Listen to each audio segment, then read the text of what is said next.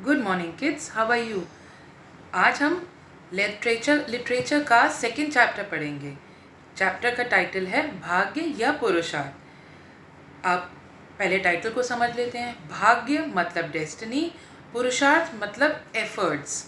Efforts जो आप अपनी ज़िंदगी को एक मुकाम तक पहुंचाने के लिए करते हैं। ठीक, तो ये कहानी है, उसका प्लॉट कहानी का इस तरीके से है कि ये कहानी एक सूफी सम्राट की है। सम्राट मतलब राजाओं का राजा। उसके राज्य में सब बहुत अमीर थे, संपन्न थे, खुश थे। लेकिन एक आदमी, एक प्रजाजन उसका दुखी था और थोड़ा सा कम अमीर था। तो राजा के मन में यही चिंता लगी रहती थी कि मेरा एक एक भी, जब प्रजाजन संतुष्ट नहीं है, समृद्ध नहीं है, अमीर नहीं है, उसको डेली लाइफ में स्ट्रगल करना पड़ रहा है, तो मतलब एज अ किंग, राजा, मैं एक फेलियर हूँ। बट उसके मंत्री ने उसे समझाया कि नहीं राजा जी, आप ऐसे किसी भी इंसान को सक्सेसफुल नहीं बना सकते। अगर वो अनसक्सेसफुल है, अगर वो उतना समृद्ध नहीं है जितने हमारे बाकी के परिजन हैं, बाकी के राज्य में रहने वाले लोग हैं, तो वो आपकी गलती नहीं है, वो उस इंसान की गलती है, वो उस एक प्राणी की गलती है। क्यों? क्योंकि आप सारी सुविधाएं प्रोवाइड करा रहे हैं, लेकिन वो अपनी तरफ से अपनी ज़िंदगी को संपन्न करने की कोशिश नहीं कर रहा है। बट राजा को इतनी सी बात पर संतुष्टि नहीं हुई। वो बोले नहीं, मैं एक कोशिश करूँगा। तो अब देखते हैं राजा ने अपनी तरफ से क्या कोशिश करी। मैं आपको रीड करके सुनाऊंगी और आप साथ ही साथ आपको समझाऊंगी। और चैप्टर का पीडीएफ आपको पहुंच जाएगा। ठीक, चलिए पढ़ते हैं। बड़ी पुरानी सूफी कहानी है। एक सम्राट के साम्राज्य में एक आदमी था। सम्राट मतलब राजाओं का राजा, साम्राज्य मतलब किंगडम में एक आदमी था। वह कुछ भी करता गलत हो जाता था। वह समझता कि उसकी किस्मत खराब है। किस्मत मतलब उसका मुकद्दर, उसकी डेस्टिनी। एक दिन सम्राट ने अपने मंत्री से पूछा, मेरी सारी प्रजा सुखी है, परंतु एक ही आदमी है जो दुखी रहता है। ठीक, मंत्री ने राजा से कहा, आप चिंतित ना हो राजन, वह अपनी मूर्खता के कारण ही दुखी है। राजन कहते हैं पर्यायवाची है राजा का। तो मंत्री ने कहा कि आप चिंता मत करिए प्रभु, राजा जी आप किसी भी तरीके से परेशान ना हो, क्योंकि वो इंसान अपनी गलती से दुखी रहता है। सम्राट को मंत्री के उत्तर से भी तसल्ली नहीं मिली। तसल्ली का मतलब सेटिस्फैक्शन। तो उन्होंने एक दिन रास्ते पर एक बहुत बड़े स्वर्ण पात्र में अशर्फियाँ, बहुमूल्य हीरे जवाहरात भरकर वहाँ रख दिए। स्वर्ण पात्र मतलब सोने का बर्तन। अशर्फियाँ गोल्ड कॉइन्स बहुत पहले ज़माने में एज अ करेंसी चलते थे। जैसे आज हमारा रुपी, नोट, कॉइन सिस्टम चलता है, पहले ज़माने में जो राजाओं का ज़माना होता था उसमें अशर्फियाँ चलती थी। अब कभी अशर्फियाँ गोल्ड की होती थी, कभी कॉपर की, कभी जिंक की। ठीक, उन्होंने वो बहुमूल्य हीरे रत्न अशर्फियों से भरा गोल्ड का जो पॉट था पूरा, वो रखवा दिया, जहाँ से वह आदमी रोज सांझ को निकलता था। सांझ मतलब शाम को, मतलब उस आदमी का एक फिक्स्ड रास्ता था जहाँ से वो आदमी रोज शाम को निकलता था।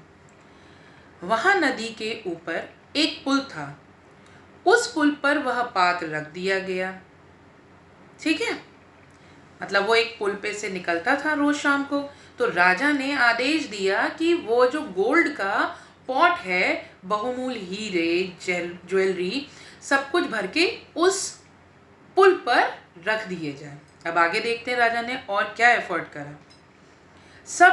सब तरफ लोग सचेत कर दिए गए, मतलब सबको वार्निंग दे दी गई। सचेत का मतलब सबको सावधानी से कह दिया गया, वार्निंग एक तरीके से। भाई राजा ने कहा है तो उनको एक ऑर्डर आया था। सिपाहियों का पहरा कर दिया गया कि कोई दूसरा आदमी उस पात्र को उठा ना पाए। तो देखा आपने कि राजा ने अपनी तरफ से एक अलर्ट जारी कर दिया था उसने एक गोल्ड का पॉट विद कीमती ज्वेलरी, ठीक, कितने का होगा, बहुत, उसने अपनी तरफ से उस एक इंसान के लिए ये इजी से इजीएस्ट तरीका कर दिया। सबको ऑर्डर दे दिए कि इस रास्ते पर कोई नहीं आएगा, वही आदमी आएगा और वही आते ही साथ उठा लेगा, ऑब्वियस सी बात है। पर देखते हैं आगे क्या हुआ। लेकिन अगर वह आदमी जो अभागा है पात्र को उठाए तो इसमें कोई रुकावट न डाली जाए, उसको पात्र उठा लेने दिया जाए, वह ले जाए पात्र को, वही इसका मालिक समझा जाए। राजा ने बकायदा डिक्लेयर कर दिया था अपने सैनिकों को, अपने जितने भी जानने वाले उसके वहाँ पर उन्होंने डिप्लॉय करे थे ड्यूटी के लिए, उनको कह दिया कि मैंने वो पात्र वहाँ रखवाया है, वो आदमी आएगा और उस आदमी के अलावा पुल पर किसी और को न चलने दिया जाए, ना ही उस आदमी को जैसे ही वो उस पात्र को उठाए उसे रोका जाए, और वो पात्र जैसे ही वो उठाएगा ये पात्र उसी की प्रॉपर्टी मान लिया जाएगा। ठीक, तो राजा ने सोची कितना अच्छा काम किया उसको सक्सेसफुल बनाने के लिए। लेकिन देखना ये है कि क्या वो एक इंसान राजा की इस तरीके की इजी से इजीएस्ट प्लानिंग से सक्सेसफुल हो पाया। आइए सुनते हैं आगे। बड़ी अनूठी घटना थी, मतलब बड़ी अजीब सी ये सिचुएशन थी। ऑब्वियस सी बात है, ये तो ऐसे हो गया ना कि हमको कोई भी चीज़ ऐसे सामने रख दी जाए और कहा जाए लो जी तुम खा लो। जैसे घर पे बैठे बैठे हमारे लिए कह दीजिए अचानक से पैसों की बरसात होने लगे। बड़ी अजीब सी थी। वो आदमी कोई मेहनत नहीं कर रहा था, कोई एफर्ट्स अपनी लाइफ में पुट इन नहीं कर रहा था, फिर भी उसको इतना बड़ा राजा ने सोने का कलश देने का, पात्र देने का। अब देखते क्या उस आदमी में कोई चेंज आया। सम्राट पुल के दूसरी तरफ खड़े हुए प्रतीक्षा कर रहे थे। वह आदमी पुल पर चला। सम्राट का हृदय जोर से धड़कने लगा। बिल्कुल उस आदमी ने पुल के ऊपर चढ़ना शुरू करा। अच्छा, इस वाक्य को, इस पूरी सिचुएशन को देखने के लिए कि कोई भी इंसान उस आदमी को कहीं भी रोके ना, टोके ना, कुछ रुकावट ना पैदा कर ले, उन्होंने खुद पुल के इस तरफ से इंसान मान लीजिए चल रहा है तो दूसरी तरफ से खड़े होकर वो देख रहे थे। उस एक इंसान के लिए राजा इतने ज़्यादा चिंतित थे कि खुद दूसरी तरफ से खड़े होकर देख रहे थे। लेकिन क्या हुआ? सम्राट सोचता है कि यदि सब प्रकार के साधन और सुविधाएं हों तो व्यक्ति अवश्य उन्नति करेगा। और अब तो सारे साधन सामने रखे हुए हैं। स्वर्ण पात्र रखा है, वह उससे ठीक रास्ते में पड़ेगा, वह उसे उठा ले, कोई उसे रोकने वाला नहीं है। समृद्धिशाली हो जाएगा, सदा ही गरीबी मिट जाएगी। बिल्कुल सही सोचा राजा ने कि अगर उस इंसान के सामने जिस तरीके से मैंने सारी सुविधाएं रख दी हैं, भाई वो आया पुल से चढ़ा, सामने उसके इतना बड़ा कलश है जिसमें गोल्ड, ज्वेलरी, कॉइन्स सब पुट इन करे, मैंने अपनी सारी मेहनत उसमें डाल दी है फ्री ऑफ कॉस्ट। उस आदमी ने कोई मेहनत नहीं करी, कुछ भी नहीं किया। तो राजा यही सोच रहे थे दूसरी तरफ खड़े हो गए कि हाँ, वो इंसान पक्का सक्सेसफुल हो जाएगा, वो इंसान अमीर हो जाएगा, उसकी सारी तकलीफ़ें दूर हो जाएंगी, यही सोच रहे थे। पर क्या हुआ? सदा, लेकिन जैसे जैसे वह आदमी करीब आया सम्राट हैरान हुआ। अब क्यों हैरान हुआ ये तो आगे पता चलेगा। उस आदमी ने आंखें बंद कर रखी थी। कितनी अजीब बात है, कितनी अजीब बात है। अब देखते हैं ये स्टोरी हमें क्या आगे सुनाना चाहती है। वह पात्र से आकर टकराया, अशर्फियां नीचे गिर गईं, आवाज हुई, लेकिन वह आदमी पात्र से बचकर आंखें बंद किए पुल पार करने लगा। सही में अजीब, एक विचित्र घटना सी हुई। राजा यही सोचने लग गया, ये क्या है? मैंने पात्र रखवाया है, मैंने इतना सब लोगों को बोला हुआ है कि कोई नहीं सामने पड़ेगा, कोई उस इंसान को रोकेगा नहीं। लेकिन राजा क्या देखते हैं, सम्राट, राजाओं के भी राजा क्या देखते हैं कि आदमी पुल पे चढ़ा है तो उसकी आंखें बंद हैं, बिल्कुल। राजा भी ब्लैंक। बिल्कुल सही कह रही हूं मैं, राजा भी ब्लैंक हो गए। उनको लगा ये क्या हुआ, लेकिन वो फिर भी बिना कुछ टोके देखते रहे। और आगे क्या हुआ, आदमी आंखें बंद करे पुल पे चलता रहा, पात्र से उसका पैर टकराया। ठीक, अब जैसे आप पिक्चर में देख सकेंगे, पात्र से उसका पैर टकराया, पात्र गिरा, पात्र में से अशर्फियां गिर गईं। और जब इंसान कोई किसी चीज से टकराता है तो ऑब्वियस सी बात है, आवाज होती है। लेकिन आदमी बहुत बढ़िया अक्लमंद इंसान था, उसने आंखें नहीं खोली, बिल्कुल नहीं खोली, और पात्र से बचता हुआ पुल पार कर गया। अब देखते हैं सम्राट को जो शौक लगा था उसमें क्या आगे हुआ। जब वह उस पार पहुंचा, मतलब पुल पार करके दूसरी तरफ पहुंचा, तो सम्राट खुद को नहीं रोक सका। उसने उसको पकड़ा और कहा कि मूढ़, आंखें क्यों बंद किए है। मूढ़ का मतलब होता है मूर्ख। जब वो इंसान पुल पार करके दूसरी तरफ पहुंचा तो सम्राट खुद आगे बढ़े, उस इंसान को रोका कि अरे मूर्ख, क्या हुआ है, तुमने आंखें क्यों बंद कर रखी हैं। ऑब्वियस सी बात है, राजा ने पूरा प्लान बना रखा था, फिक्स्ड था। उस इंसान को अमीर होने से कोई भी नहीं रोक सकता था। लेकिन एक स्टूपिडिटी में राजा अपने आप को रोक नहीं पाए।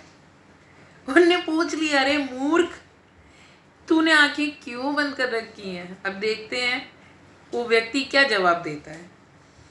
उसने कहा, आज मुझे ऐसा ख्याल आया कि देखूं क्या मैं आंखें बंद करके भी पुल पार कर सकता हूं कि नहीं। Wow, what a brilliant answer given by that person. उस इंसान ने राजा से कहा कि मैं ऐसे ही सोच रहा था कि मैं आज जरा ट्राई मारूं कि क्या मैं आंखें बंद करके चल सकता हूं कि नहीं। Can you ever think of such a stupid answer? But yes, he gave it. Let's see what happened again. सदा आंखें खोलकर पार करता हूं और निश्चित ही मैं पार कर सकता हूं। बिल्कुल सही। अभी राजा बिल्कुल शांति से उस एक इंसान की बहुत ही मूर्खता भरी बातों को सुन रहे थे। सिर्फ एक जगह बीच में कुछ थोड़ा सा टकराया था, बाकी अगर अंधा भी हो जाऊं तो भी मुझे अड़चन आने वाली नहीं है। मतलब उस इंसान ने ये सम्राट को, वो राजा जो खुद कितने राजाओं को परास्त करके हरा के सम्राट की पदवी पे बैठा, ठीक है, वो मूर्ख आदमी राजा को बता रहा है कि मैं रोज आंखें खोल के चलता हूँ। हाँ, रोज सब जो भी होते हैं सब आंखें खोल के चलते हैं, ठीक। बट आज मैंने डिसाइड करा कि मैं ये जो पुल है ये आंखें बंद करके चलूंगा। लेकिन एक जगह टकराया तो मैंने परेशानी कुछ नहीं हुई। तो मैं सोच रहा था कि अगर मैं अंधा हो गया तो भी मैं जी लूंगा, अड़चन नहीं आने वाली, मतलब कहीं पर भी कोई दिक्कत नहीं आने वाली है। उसके इस मूर्खतापूर्ण बात को सुनने के बाद सम्राट को मानना पड़ा कि पुरुषार्थ और इच्छा शक्ति का होना उन्नति के लिए आवश्यक है। इस बात को सुनने के बाद अवश्य ही सम्राट को ये समझ में आ गया कि पुरुषार्थ मतलब एफर्ट्स और इच्छा शक्ति मतलब किसी भी काम को करने की आपकी जो अंदर से दृढ़ संकल्प पैदा होता है, होना ही आपको सक्सेसफुल बनाता है। इस कहानी को सुनाने के बाद एक बहुत ही पुरानी कहावत आपको सुनाऊंगी कि प्यासा कुएं के पास आता है, कुआं प्यासे के पास चलकर कभी नहीं जाता है। कई बार आपने किसी न किसी के मुंह से ये बात ज़रूर सुनी होगी। ये बात इसलिए कही जाती है कि प्यास अगर बुझानी है या कोई काम करना है, कभी सक्सेसफुल होना है, तो उसके लिए बेटा खुद प्रयास करने होंगे। वो सक्सेस आप तक खुद कभी नहीं आती। ठीक, तो ये था हमारा चैप्टर भाग्य और पुरुषार्थ। अब इस कहानी को पढ़कर 2 चीज़ें समझ में आती हैं जो मैं चाहूँगी कि आप अपनी डेली लाइफ में ज़रूर अपनाएं। वो 2 चीज़ें हैं, पहली मेहनत और दूसरी है मेहनत वो जो सही दिशा में हो, क्योंकि मेहनत हर इंसान करता है, पर सक्सेसफुल होने के लिए उस मेहनत का सही रास्ते पर होना बहुत आवश्यक है। ठीक, तो इसी चीज़ के साथ यही सीख देते हुए अब मैं इस चैप्टर को एंड करती हूँ। Bye, take care, love you all, have a nice day.